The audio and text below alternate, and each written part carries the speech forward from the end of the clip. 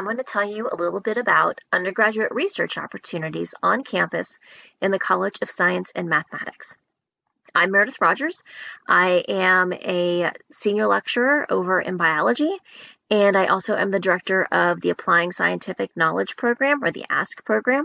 I'm also the chair of my department's Departmental Honors program. One thing that the college has tasked me with is to help undergraduates in all of the 8 departments of the College of Science and Math and to help them find research opportunities on campus. So if you are looking for opportunities, I'm the person that you should contact, and my information is at the end of this presentation. So what's undergraduate research? Undergraduate research is where undergraduates work with College of Science and Math professors in their laboratories or wherever they conduct research, and you do research. This may be an independent project of yours. It could be you helping graduate students or postdocs with their projects.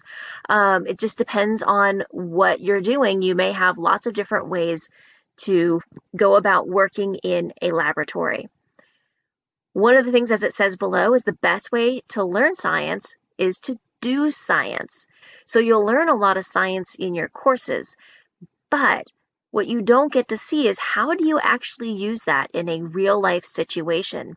And this is the opportunity to do that, to see how you would use some of those techniques or some of that knowledge that you learn in maybe in organic chemistry or your intro biologies.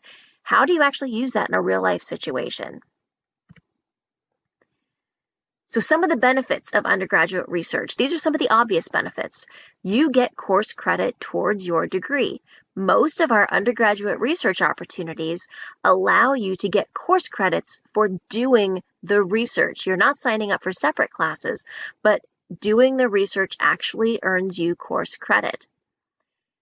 You get to learn more about what you study in class. So kind of like I said, you're learning these things, but you're not actually learning how they get used in real life. So now is your chance to see how would you ever do this in a real situation? What would you use it for? Why would you use it?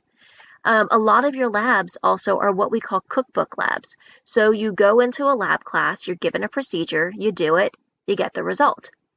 That's not what you see in real research. It's a great way to learn the techniques. It's a great way to learn the background, but in terms of using it in real cutting-edge novel research, most of the time when we do experiments, it doesn't work. So we are learning about things that no one has ever done before. So a lot of times we have to figure out how to troubleshoot or maybe change the question we're asking in order to adjust our research. And that's where you learn a lot about these different techniques and this background that you know is when things don't work, what do you do and how do you do it? Another great benefit to undergraduate research is getting to know your professors. You work very closely with them in labs. You will see a lot of them.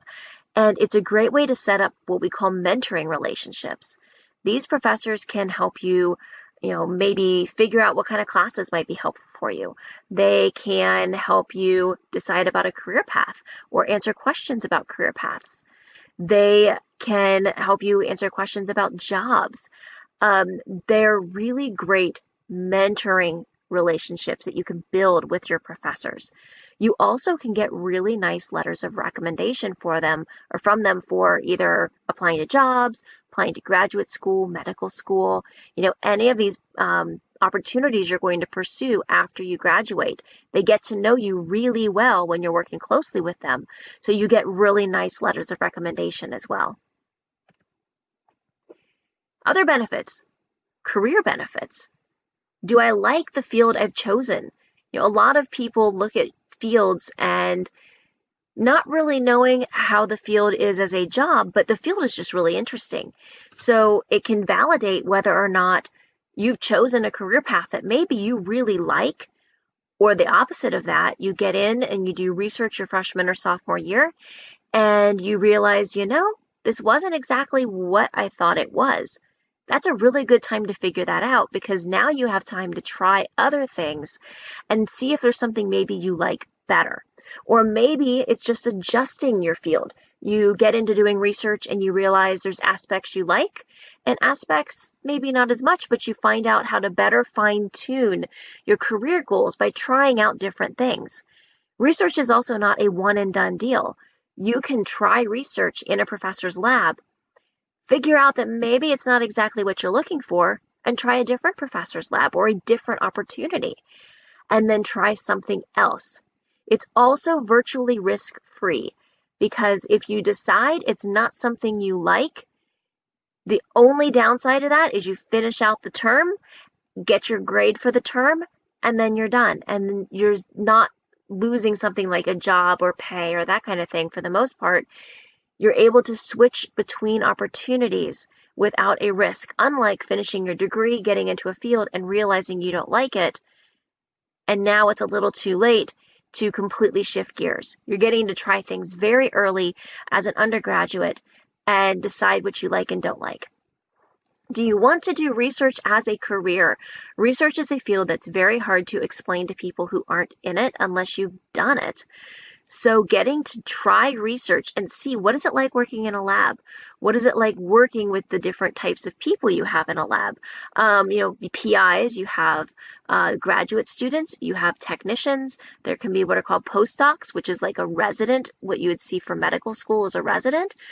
This is a resident of a PhD program. What is it like doing these types of jobs? Trying new things. This is the great thing again. You are not stuck in only one opportunity. You can try different things, and professors even in the lab that you're in may let you try other things just by talking to them and asking if you can learn a different technique or, is there something else I can do with this to learn something new? Do you want to learn something more about that you're passionate about? Pick a field that you're really passionate about, and we can probably find a lab that, while it may not be exactly that, it may feed into it, or it may have techniques that you would use to study that field so you can learn the tools that you need and put those tools in your toolbox to take with you when you want to go and learn and do more in that field. So there's different ways to approach learning things that you are really passionate about. Soft skills, things you may not realize that employers and graduate schools and medical schools and other post-baccalaureate programs look for when they see undergraduate research on your resume. They realize that, one, you have work ethic. Research is hard. Sticking with research is hard because there's a high amount of failure in research, and it requires a lot of work to get it to work. So work ethic is big. Communication skills. You're working with a team usually. You're not just doing your own thing for the most part. So you are communicating and working with teams and dealing with conflict, which is normal in any job situation. Not everybody gets along all the time, or sometimes you just have different ideas. And so how do you resolve when one person has a different idea than somebody else? That's managing conflict. Time management. Doing many things at once is very normal in a research experience. So multitasking is a great skill that you will learn by doing research. Problem solving and critical thinking. You're always solving problems doing research. And then, as I said, most of the time things don't work. So you have to figure out, is it something that's wrong with my technique? Do I need to fix a problem? Do I need to fine tune it? Do I need to try a different technique? Or is there something wrong with my question? And I need to either fine tune my question or ask a different one. So problem solving and critical thinking skills are something you definitely will learn in undergraduate research experiences. Confidence. When you get into a research experience, it will feel like walking into a different country that speaks a different language. And that is totally normal for a while. But you will learn the language, you will learn the skills, and you will get that tenacity that comes with doing undergraduate research. With all that and learning to deal with failure, your confidence will rise as well. As I mentioned, failure is normal. It is never an end point. And that's not only a good lesson in research, but a good lesson in life is that failure is not the end. Just because you failed at something doesn't mean you just stop and walk away. Failure means you need to figure out, why did you fail? Is there something I can do to fix it? Or do I need to go a different direction now? Just like I was saying before, sometimes our questions are not perfect, and sometimes the way we approach things are not perfect. And we have to figure out, what do we do with it when it fails? How do we keep moving forward? Failure is just the beginning of the next step. Relationships with mentors. I talked about this a little bit. You will be mentored by your PI, the professor in the lab. You'll also work closely with graduate students. These are also more people to pick their brains as to why they chose the jobs they did and why they're choosing to go to graduate school.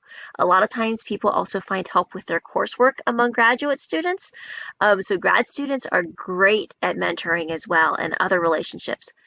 You may have other undergraduates in your lab. So again, forming little cohorts with others who are doing the same thing you're doing, you get to talk to either ones who are maybe a little ahead of you or coming in at the same time, and you can figure things out together. Other lab personnel, I mentioned postdocs and technicians. These are people who have chosen specific jobs. Postdocs have PhDs. Technicians may either have PhDs or master's degrees. And again, talk, why did they choose these? Why did they choose the path that they did? And they're great for helping you learn things in the lab.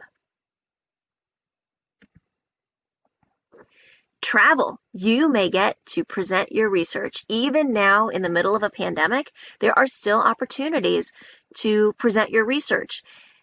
This is not just about presentation as well. Networking is huge at national and international meetings, even local meetings. You meet other people who are doing things that maybe you are doing or things you want to do, and you can help make those connections by attending meetings and presenting your research. It's also just a great way to show off all the hard work you've been doing and show people what you found.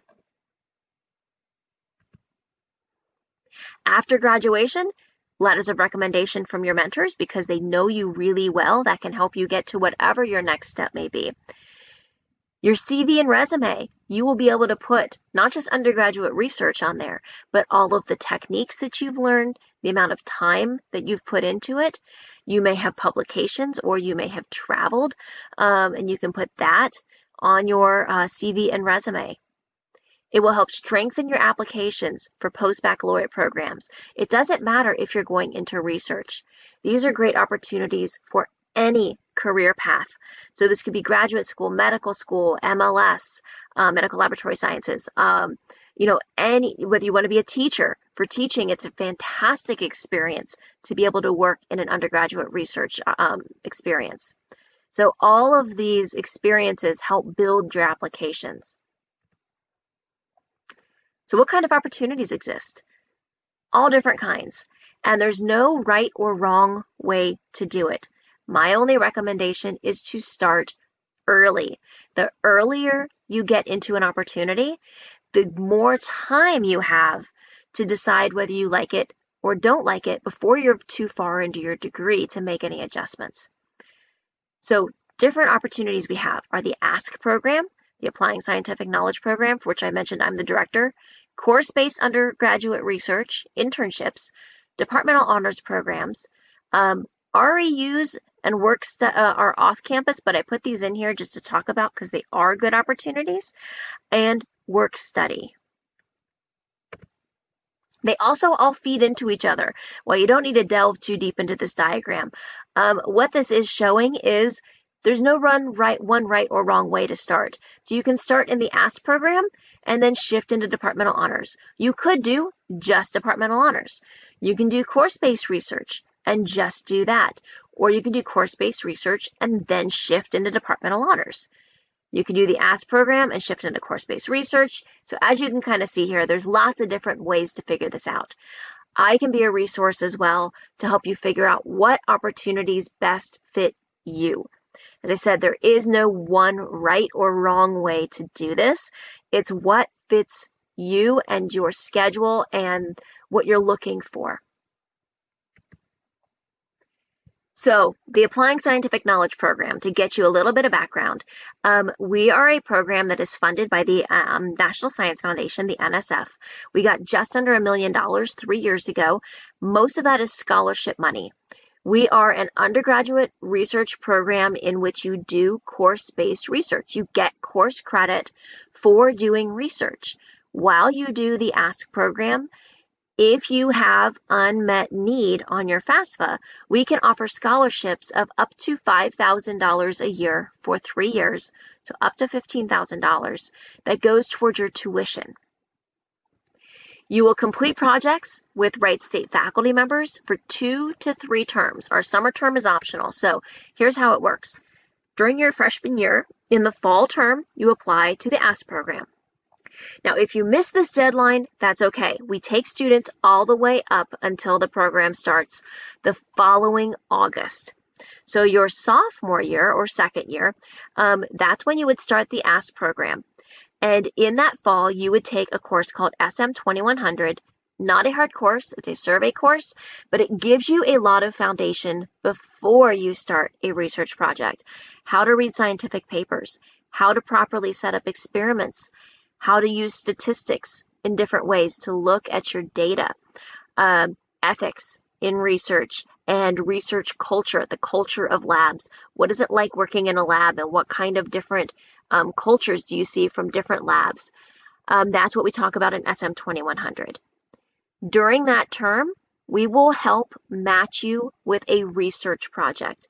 So we will have professors give us summaries of projects they have available, and you get to pick what you are interested in. You'll give us a list prioritized of what projects you're interested in, and we will match you as best we can to the projects you are interested in, as well as the kind of student the professor is looking for.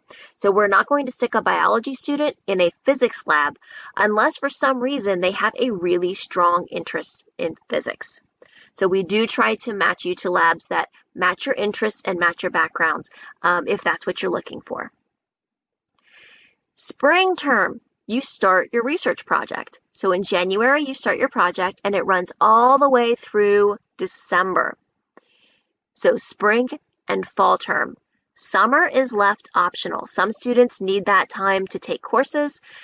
Some may need to work, or maybe you really just need a vacation. So some projects may require summer, but you'll know that up front. Otherwise, you do have the option of taking summer off, or you can keep doing your research project. We also offer internships where you have, or fellowships, in the summer where you get paid to continue your research if you are supported on a scholarship. During the spring, the summer, and the fall term, while you're doing your research project, you will earn 3 credits each term of course credit for undergraduate research. So you get a letter grade for doing undergraduate research. Now, when you finish the ASK program, now's where you get to make some choices. Do you want to keep doing research? Do you want to shift gears and maybe try a different research project? Have you decided maybe research isn't for me and I want to try something else? That's where we can hook you up with other people on campus who have different opportunities, whether that's maybe an off-campus internship, or maybe you need to do shadowing. Maybe you're pre-med or pre-health, one of the other pre-health paths, and you need to do your shadowing. Then you can take that time to do your shadowing. So there's lots of different ways to shift through it. Basic requirements for the ASK program are a 3.0 GPA and a COSM major. There's more information at wright.edu/ask. Course-based research.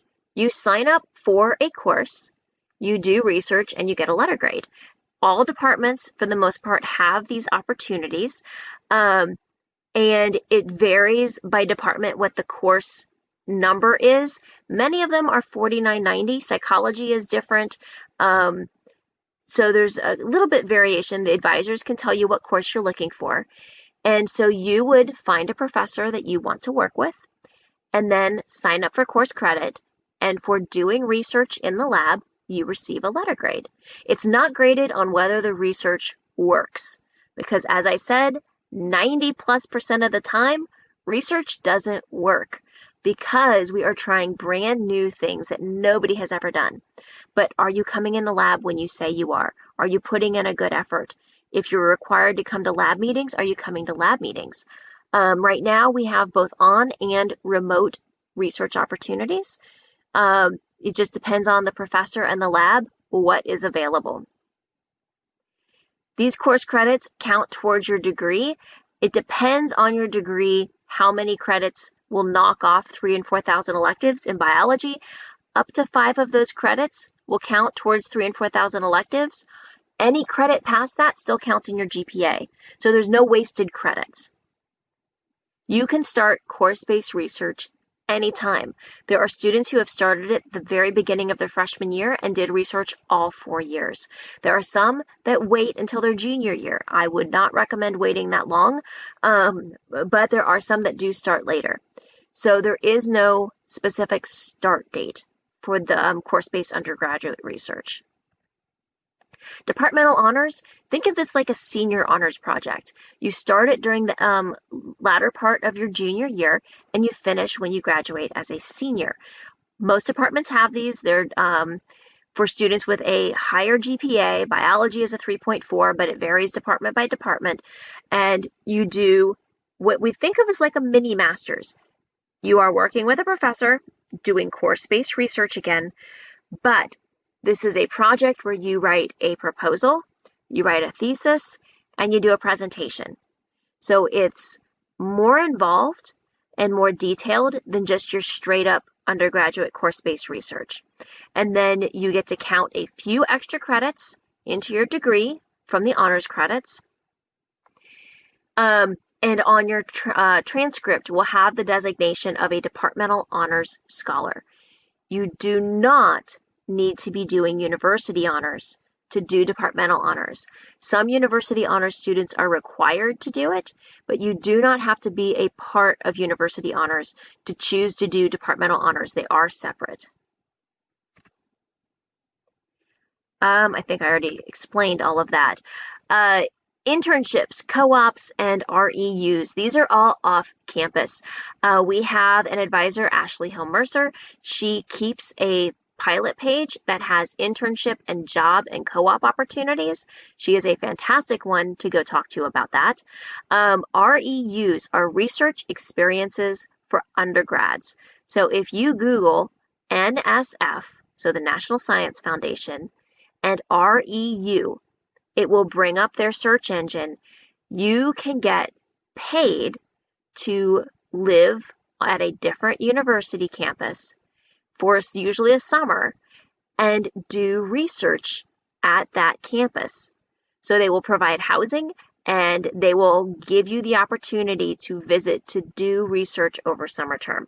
These are fantastic opportunities, and I would highly recommend you look into them if you are able to. So when can you start? Anytime. You can start as a freshman, you can start as a sophomore. I would highly recommend starting by your sophomore year and not waiting, just to give you the chance to decide whether you like it or not.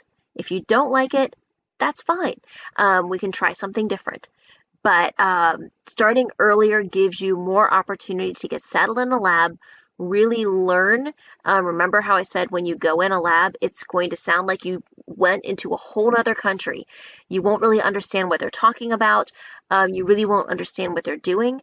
But with time, it will start to make sense. So giving yourself extra time to acclimate and learn the language is to your benefit. Freshmen, if you look at the ASK program, that is the time to apply before you begin your sophomore year. Sophomores through seniors, looking into course-based research, honors programs, internships, co-ops, work studies, REUs, non-traditional students or students coming in with lots of CC Plus and AP credits, I can come and help you figure out what best fits you. And in fact, any student, you are free to contact me to set up an appointment, and we will find opportunities that best fit how much time you have, what type of career goal you have, and what you're looking for, and what is a good fit for you. So feel free to contact me at any point, and I will help you figure out what opportunities are good fits. So here's my information. I am Meredith Rogers. Um, I also mentioned Ashley Hill. She is the COSM career advisor who can help you with things like internships and co-ops. She will also look at your resumes or CVs. She will look at your personal statements, cover letters. That is all within her purview. Rob Cowles, he is the pre-health advisor, also somebody I would highly recommend you talk to. He will also talk to you a little bit about how research fits in your pre-health track or some of these other opportunities and what kind of things you should be looking for. And again, if you have any questions, I put a picture in here since I am not really on campus at the moment. But I am Meredith Rogers. That's my email. I am happy to set up a virtual appointment with you and we can talk and find what is a good fit for you. Thank you very much.